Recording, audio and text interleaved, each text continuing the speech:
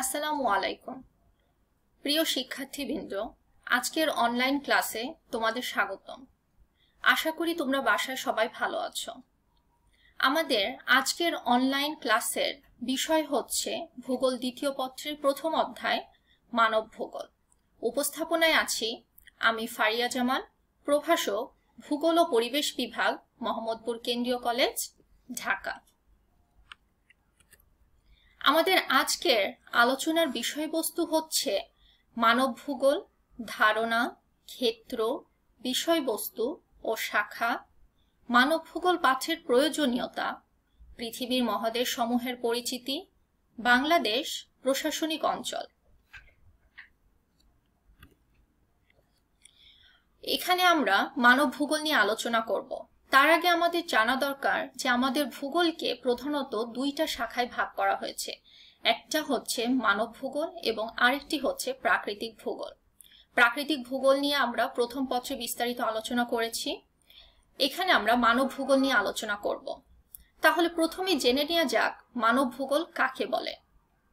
ভূগোলের যে শাখায় প্রাকৃতিক পরিবেশের সাথে সেখানকার মানুষের জীবনযাপন প্রণালী অর্থাৎ সামাজিক রীতিনীতিতে বা দৈনন্দিন জীবন প্রণালী এবং অর্থনৈতিক ক্রিয়াকলাপ নিয়ে আলোচনা করা হয়, সেই শাখাকে মানব ভূগোল বলে।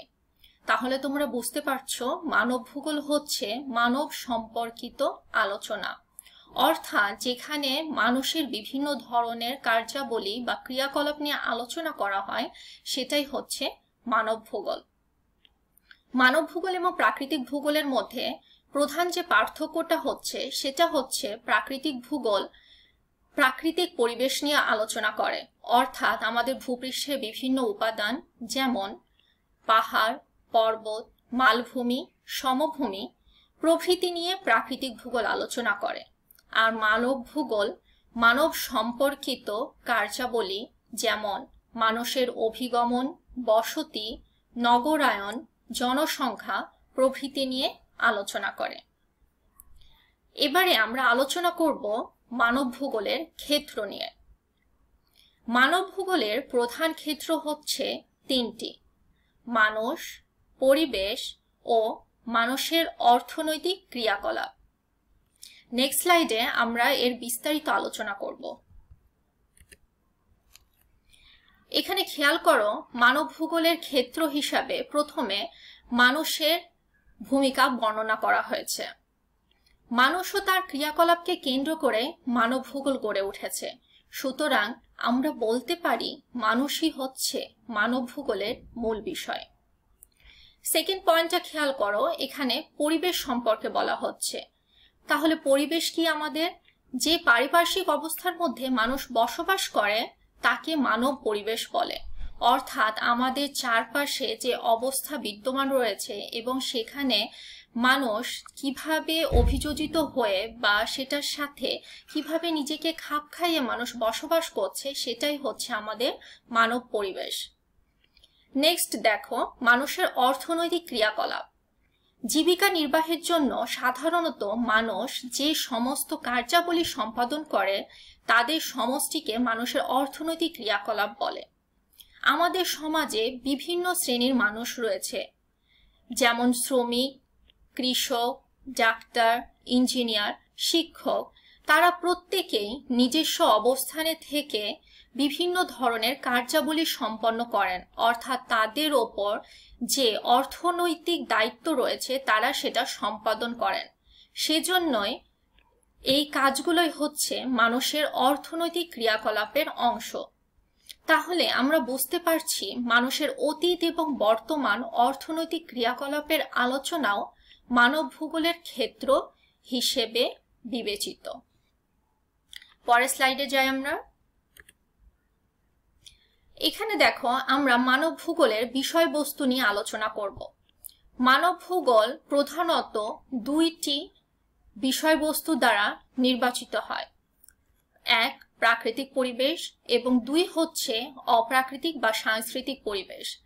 প্রাকৃতিক পরিবেশের অন্তর্ভুক্ত হচ্ছে ভূপ্রকৃতি, মৃত্তিকা, নদ নদী, জলবায়ু, সমুদ্র, খনিজ উপাদান, বিভিন্ন ধরনের উদ্ভিদ, প্রাণী ইত্যাদি।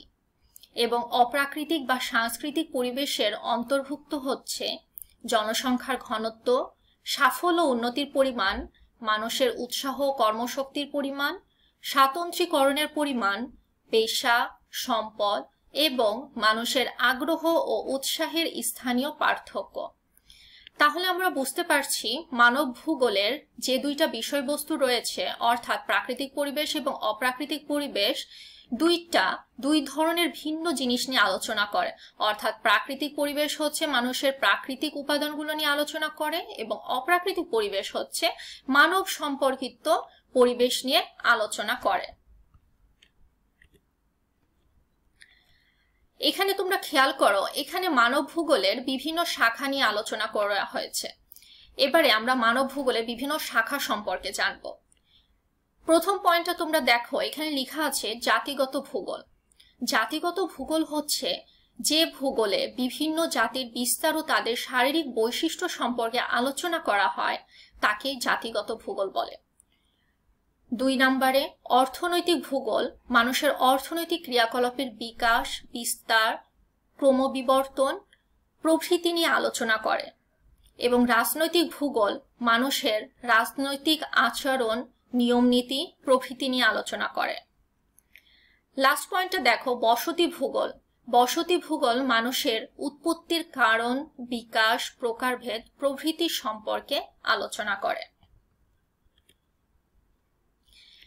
সমাজ ভূগোলের খেয়াল করো, সমাজ ভূগোল মানুষের সামাজিক প্রতিষ্ঠানের আঞ্চলিক বিন্যাস এবং পারস্পরিক সম্পর্কের আলোচনা করে। নগর ভূগোল নগরের উৎপত্তি ও বিকাশ, শ্রেণীবিভাগ, কার্য, নগরের কেন্দ্রীয় ও বস্তি এলাকা প্রভৃতি নিয়ে আলোচনা করে। উপরোক্ত শাখাগুলো ছাড়াও মানব ভূগোলের আরো কিছু শাখা রয়েছে, যথাক্রমে ঐতিহাসিক ভূগোল, মৃত্তিকা ভূগোল, পরিবেশ ভূগোল, যোগাযোগ ও পরিবহন বিষয়ক ভূগোল। তাই মানবিক ভূগোলকে সর্বমোট 10টি শাখায় বিভক্ত করা হয়।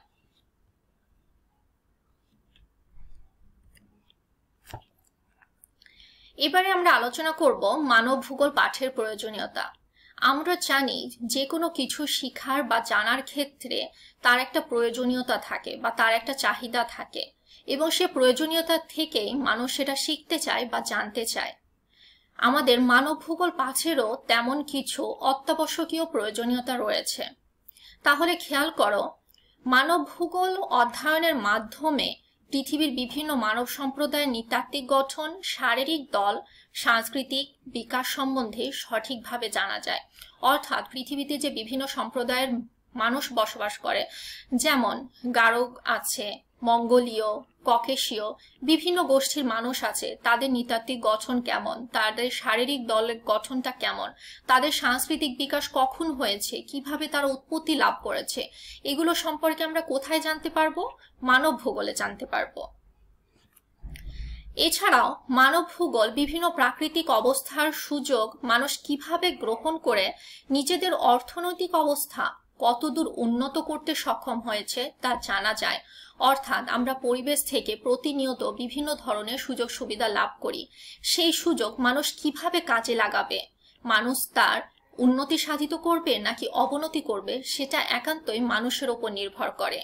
আর এই সমস্ত কার্যাবলী নিয়ে আলোচনা করে আমাদের মানব ভূগোল। সাংস্কৃতিক উৎকর্ষতার নিরিখেও পৃথিবীর মানুষকে বিচার বিবেচনা করা যায়।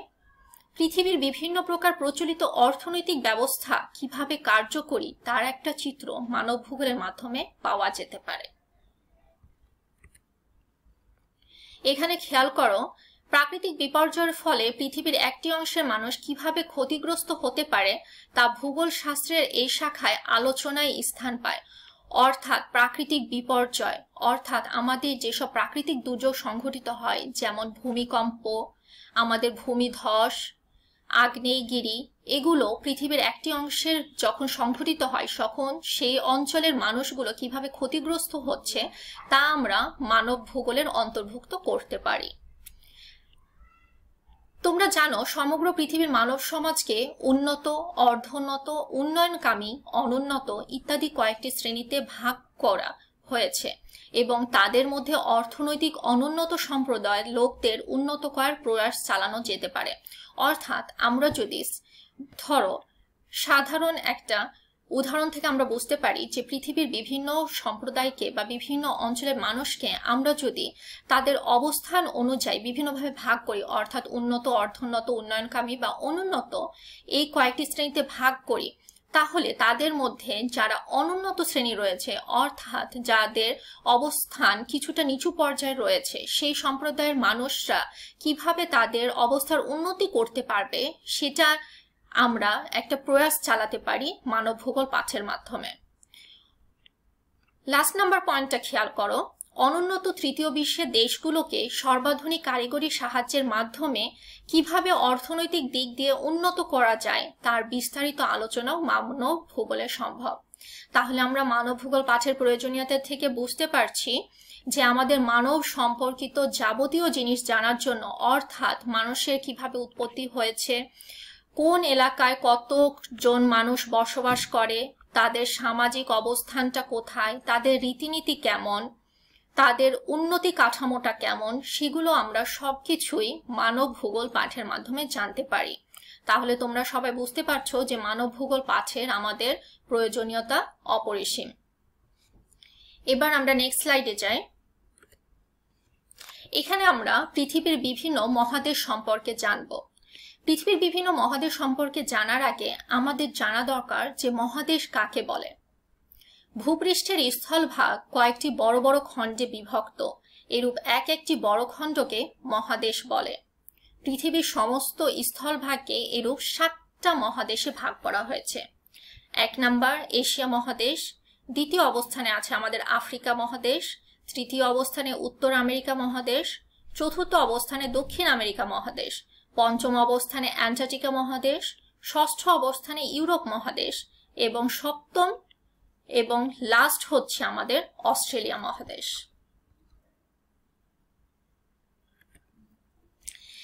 এখানে তোমরা খেয়াল করো মহাদেশ ভিত্তিক পৃথিবীর একটা মানচিত্র দেওয়া হয়েছে, অর্থাৎ আমরা যে 7 ধরনের মহাদেশ সম্পর্কে জানলাম এখানে তার অবস্থান দেওয়া হয়েছে। এখানে তোমরা খেয়াল করো এশিয়া মহাদেশ, এশিয়া আমাদের পৃথিবীতে আয়তনে সবচেয়ে বড় মহাদেশ। দ্বিতীয় অবস্থানে রয়েছে আমাদের আফ্রিকা মহাদেশ, তৃতীয় অবস্থানে আমাদের উত্তর আমেরিকা, চতুর্থ অবস্থানে আমাদের দক্ষিণ আমেরিকা। ওপরের দিকে উত্তর দিকে তোমরা খেয়াল করো এখানে ইউরোপ মহাদেশ রয়েছে। ইউরোপ এবং এশিয়াকে একত্রে ইউরেশিয়া বলা হয় এবং উত্তরের দিকে যে অংশটা রয়েছে সেটাকে আমরা ইউরোপ মহাদেশ বলছি। এবং আমাদের সবথেকে ছোট মহাদেশ হচ্ছে অস্ট্রেলিয়া মহাদেশ। এই অস্ট্রেলিয়া মহাদেশ অসংখ্য ছোট বড় দ্বীপ নিয়ে গঠিত।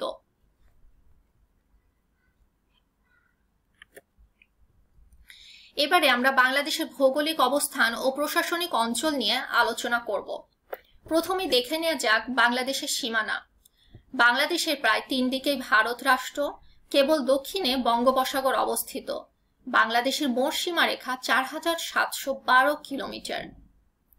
ভৌগোলিক অবস্থানটা খেয়াল করো, বাংলাদেশ 20 ডিগ্রি 34 মিনিট উত্তর হতে 26 ডিগ্রি 38 মিনিট উত্তর অক্ষরেখা এবং 88 ডিগ্রি 01 পূর্ব দ্রাঘিমা রেখা হতে 92 ডিগ্রি 41 মিনিট পূর্ব দ্রাঘিমা রেখা পর্যন্ত বিস্তৃত। এবং বাংলাদেশের মাঝামাঝি দিয়ে আমাদের কর্কট ক্রান্তি রেখা চলে গেছে। আয়তন, বাংলাদেশের মোট আয়তন হচ্ছে 1,47,570 বর্গ কিলোমিটার। বাংলাদেশের আঞ্চলিক সমুদ্র সীমা 12 নটিক্যাল মাইল এবং বাংলাদেশের অর্থনৈতিক সমুদ্র সীমা হচ্ছে 200 নটিক্যাল মাইল।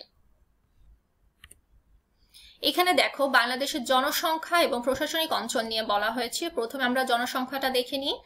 বাংলাদেশ বিশ্বের 8ম বৃহৎ জনবহুল দেশ এবং অর্থনৈতিক সমীক্ষা 2012 অনুযায়ী বাংলাদেশের মোট জনসংখ্যা 14,97,71,000।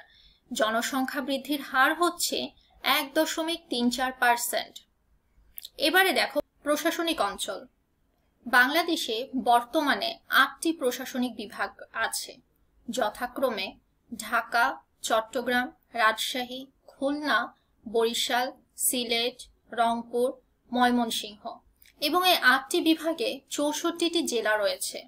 এছাড়া বাংলাদেশে 559টি থানা, 481টি উপজেলা, 4498টি ইউনিয়ন পরিষদ, 59,990টি মৌজা, 85,650টি গ্রাম এবং 10টির অধিক সিটি কর্পোরেশন বাদে 304টি পৌরসভা রয়েছে।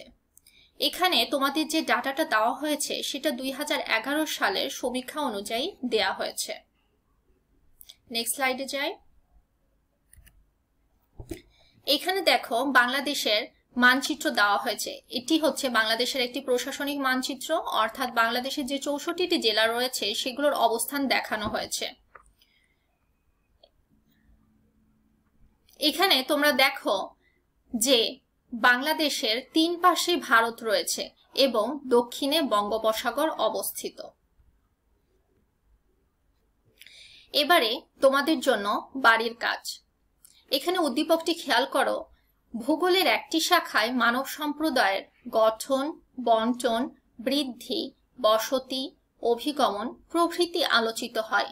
তাই মানুষের উন্নতির জন্য এ বিষয়ে জ্ঞান থাকা আবশ্যক। ক নম্বর প্রশ্নটা খেয়াল করো। এখানে বলা হয়েছে পৃথিবীর ক্ষুদ্রতম মহাদেশ কোনটি? এটি হচ্ছে তোমাদের জ্ঞানমূলক কোশ্চিন। তোমরা যদি স্লাইডটি পড়ো এবং ভালোভাবে মনোযোগ দিয়ে শোনো তাহলে তোমরা এই কোশ্চিনটার অনেক সহজে অ্যান্সার করতে পারবে। খ নম্বর কোশ্চিনটা দেখো, বাংলাদেশের ভৌগোলিক অবস্থান লিখো। এটাও আমাদের স্লাইডে আলোচনা করা হয়েছে। গ এবং ঘ নম্বর হচ্ছে উদ্দীপক সম্পর্কিত কোশ্চিন। গ নম্বরে বলা হয়েছে উদ্দীপকে ইঙ্গিতকৃত ভূগোলের শাখার বিষয়বস্তু ব্যাখ্যা করো। তাহলে এখানে উদ্দীপকে ইঙ্গিতকৃত ভূগোলের শাখা কোনটা? ভূগোলের শাখা হচ্ছে মানব ভূগোল। তাহলে মানব ভূগোলের বিভিন্ন শাখার বিষয়বস্তু সম্পর্কে এখানে ব্যাখ্যা করতে হবে। ঘ নম্বর কোশ্চিনে বলা হয়েছে উক্ত ভূগোলের শাখা মানব জীবনে গুরুত্বপূর্ণ প্রভাব রাখে। এ বিষয়ে তোমার মতামত দাও। অর্থাৎ মানব ভূগোলের যে বিভিন্ন শাখাগুলো রয়েছে সেগুলো মানব জীবনকে কিভাবে প্রভাবিত করছে, সেটা নেতিবাচক প্রভাব ফেলছে নাকি ইতিবাচক প্রভাব ফেলছে সেটা সম্পর্কে তোমাদের মতামত চাওয়া হয়েছে। আশা করছি যেহেতু শিক্ষা প্রতিষ্ঠান বন্ধ আছে তোমরা বাসায় এই কাজটি সম্পন্ন করে ফেলবে এবং স্লাইডটি তোমরা মনোযোগ দিয়ে পড়বে, দেখবে এবং বইয়ের সহায়তা নিবে। বইয়ের সহায়তা নিয়ে তোমরা এই প্রশ্নগুলো সলভ করে ফেলবে। আজ এই পর্যন্তই। ইনশাল্লাহ পরবর্তী ক্লাসে তোমাদের সাথে আবার দেখা হবে। আসসালামু আলাইকুম।